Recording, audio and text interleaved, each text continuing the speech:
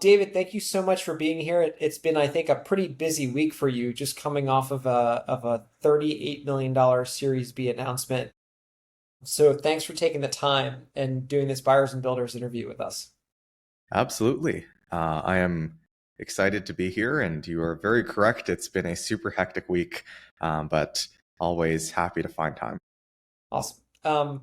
So David, maybe for the audience who doesn't know Recall, maybe just give everyone an overview of what Recall is and more specifically the problem that you're solving. Recall is the API for meeting recording. So we help developers get audio, video, transcripts, and metadata from video conferences, from in-person meetings, from phone calls, from all these different sources of conversation data. And our customers take this data and then they'll process it with large language models. So we're the infrastructure behind over 1,000 AI companies, including HubSpot, ClickUp, Monday.com, many, many amazing companies. How let's like drill into that a bit more. You know, when you're talking about meeting data, like a conversation that we're having right now, what can you do with meeting data? And like what does the API enable to an enterprise customer like a ClickUp or a HubSpot or a Monday.com? Because as we've talked about, there's so many possibilities that exist within meeting data, but maybe give us some concrete examples of what you could do. Of course. So, for example, HubSpot is automating data entry for salespeople by taking the recording of the sales call, applying LLMs to the data, automatically extracting action items, CRM fields, and filling that all in. And that just saves salespeople a massive amount of time because now they don't need to type all this stuff in manually. They can just have it done automatically by the AI. And we're seeing this across basically every single industry. Sales is an obvious one, but also customer success, product management, legal technology, financial services. Companies in every single industry are using all the conversational context, applying AI to that, and then automatically keeping up to date their systems of record. So this is pretty massive. We're seeing this in every industry. We're seeing explosive growth from companies building this feature. And it's just enormously exciting because conversations are by far the world's largest data set. There are 5 times more words spoken at work in a single year than all of the words on the entire internet. And for the vast, vast majority of time, when we had this technology to do video conferences and other, work conversations, all the context in this data was totally inaccessible because it was super unstructured. It was classical natural language processing was very difficult to apply. It was very inaccurate. And with large language models, every company in the world suddenly has access to all of this context, and they're doing Hmm. amazing things with it. Hmm. How how does an enterprise use recall today? Like are is the procurement director finding recall out, then signing up and saying this is really interesting? Is it a developer that's signing up self-serve? Maybe walk us through kind of how you've sold the product, maybe historically, and then how the product is getting bought today. So Recall sells to software companies that are building products for other companies, and we are part of their infrastructure stack. So a company like HubSpot will use Recall as part of one of their product lines. They'll use us as the infrastructure for one of their product lines that they offer in their commercial product. And the way that somebody typically buys Recall is that generally it's either engineering led or it's product led. Somebody inside the company says, hey, there's all this data. We want to access it. We want to process it with large language models. And then they go and figure out how do we actually implement this? And they come across Recall. Engineering will generally run a pilot and evaluation, make sure that we do what we say we do when we meet their standards for security, reliability, compliance, and so on and so forth. And then they'll build a product around it. They'll get the product out in the world, see if users like it. And if users really like it, they generally grow very, very fast.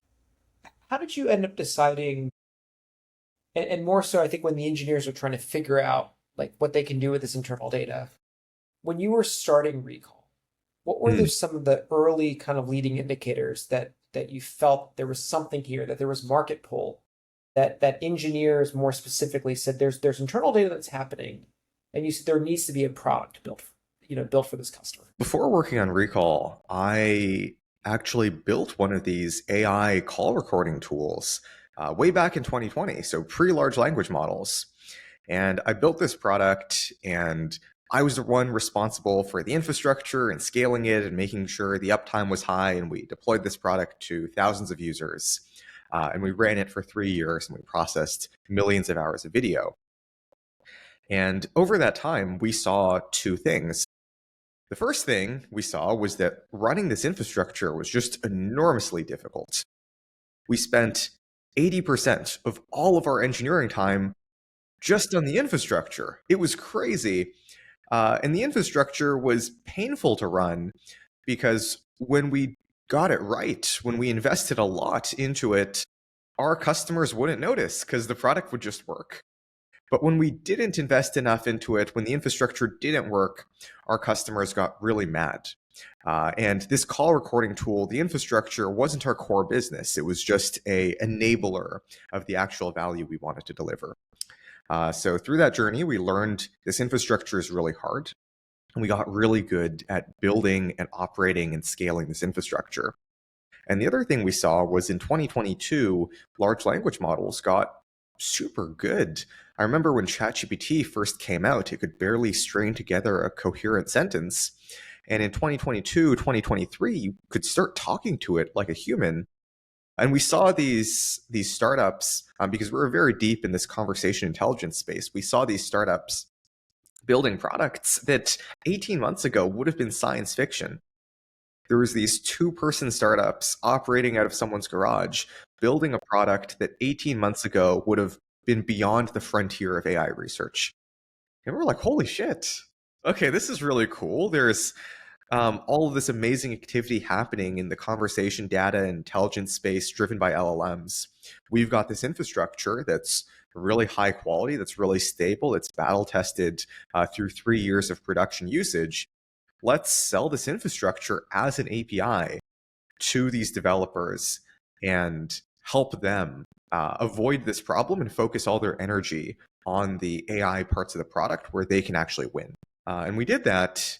And for the first year, it was pretty slow. It was a very new technology. LLMs still weren't that good. They were showing a lot of promise, but they weren't production quality yet. 2023 was a faster year. 2024 was a much, much faster year. We more than tripled in that year. And then 2025 is shaping up to be the fastest year of them all. We are on track to more than triple again this year. Fundamentally, all the large companies, all the large software companies in the world are realizing that, hey, conversation is where all the context is. If you think about any company in the world, 99% of all the information inside that company never gets written down. Yep. It's all in conversation. It's all communicated from person to person. And if you're deploying an AI product, just like a new employee can't read all the docs and be fully onboarded, the AI can't read all the docs and be fully effective. It needs the context that the humans have. And the way humans get context is conversation. And the large companies have realized that. They're building amazing products, and Recall is a part of that infrastructure. What are some surprises that you've seen from your customers when it comes to what I would really describe as experimentation, right? They're actually trying, the engineers inside of these large software companies of your customers, they're going to try their maybe to build their own, and they eventually discover Recall. But what has surprised you in terms of some of the things that they've now built on top of Recall that you would have never imagined, back in 2020 when you built and you had this problem as the startup founder there? The thing that I'm grateful for running an infrastructure company is we are just constantly exposed to the cool stuff people are building, and I'm constantly blown away by the cool stuff people are building. There's a few recent trends we've been seeing. One of them is I think the technology is finally here for interactive AI agents. So we've got more and more people building interactive agents that join your meeting. You can talk to it. It can pull up data for you. It can share its screen. This is all stuff that we support in Recall, but for the few years prior, the conversation behavior just the AI wasn't smart enough, and now it is. And we're seeing a ton of people get traction with these sorts of products, which is enormously exciting. Something else that we're seeing is more and more of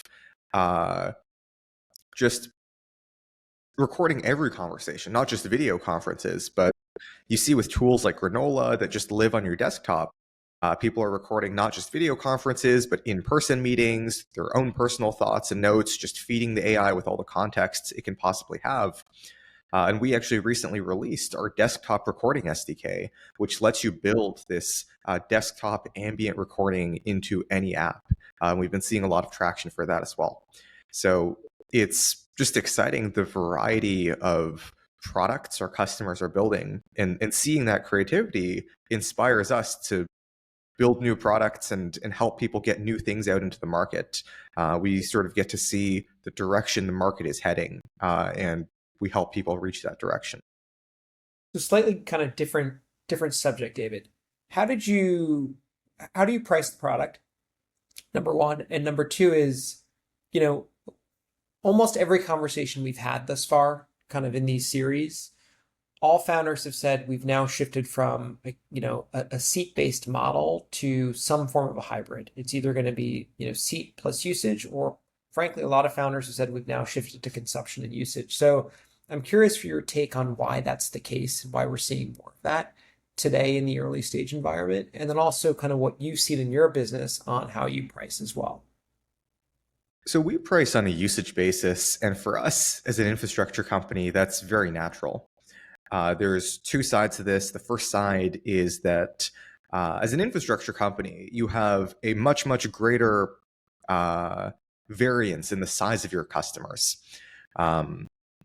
It's rare that as a seat-based company, you're going to have one customer doing 10 seats and one customer doing 10 million seats.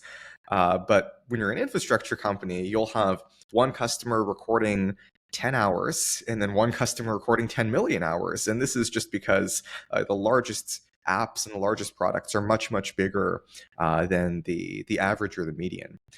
So because of that, usage-based pricing is very natural. And generally, the way people use Recall, it's not like there's a ton of developers all having access to the API. It's generally a small development team, maybe 10 engineers who actually work with the API, and then millions of end users who are benefiting from the value. So usage-based pricing for infrastructure is very, very natural. Something that we have seen as well is with our customers, they price their features also on a usage basis, which is interesting because historically, these sort of end user products priced on a per seat basis. I can only speculate as to why that is. I think the maybe two inputs to this would be one, a lot of AI features have a much higher cost to serve than non-AI features, just because you need to pay the cost for inference, you need to pay the cost for all these different components. You want to align your costs with the revenue you're getting from the feature. I think the other thing that we've seen, at least internally with AI products, is that the spread in the amount a single user uses it is very, very high. I was looking at our ChatGPT GPT-5 Pro credit consumption, and there's a small group of engineers who really loves it, and they use by far the most credits of GPT-5 Pro. So I think there's also this dynamic going on where with these AI products and features, you have some super power users, and they just use the heck out of the thing. Yeah. And maybe if you do seat-based pricing, you can get an average over the entire company and end up with something reasonable, but it's cleaner to just align it to the actual consumption and the actual value that's being delivered. Yeah. One thing from a CEO perspective, because there's a lot of folks kind of reading this and listening to this on the buyer side, where they think about resource allocation and where they should be allocating both OpEx and dollars, right, to various vendors they're going to be using or kind of evaluating the enterprise stack. What you're describing in the usage model makes so much intuitive sense for a business like yours. The flip side to it is when you're a CEO of a company like this, how do you manage like internal resources, both on engineering, but marketing, research and development, cost structure where it's, I would imagine, somewhat hard to forecast when you Hmm. have a new customer that signs up in week one, but you don't really know what's going to happen until some period of time goes on. So I'm curious how you've thought about that from resource allocation, because that's the other thing that's almost been universal in the conversations, which it has been a lot of challenges, but slash a lot of customer discovery, a lot of customer discussions to figure out, okay, this is what the expectation will be. We're then going to model out kind of appropriately. But I'm curious how you've navigated that in such fast growth. Usage-based pricing definitely makes projecting your revenue and modeling the value of a customer much, much more difficult, especially because you start to get this huge variance in consumption, this huge variance in customer size, and it's not obvious when a customer signs up how big they're going to be.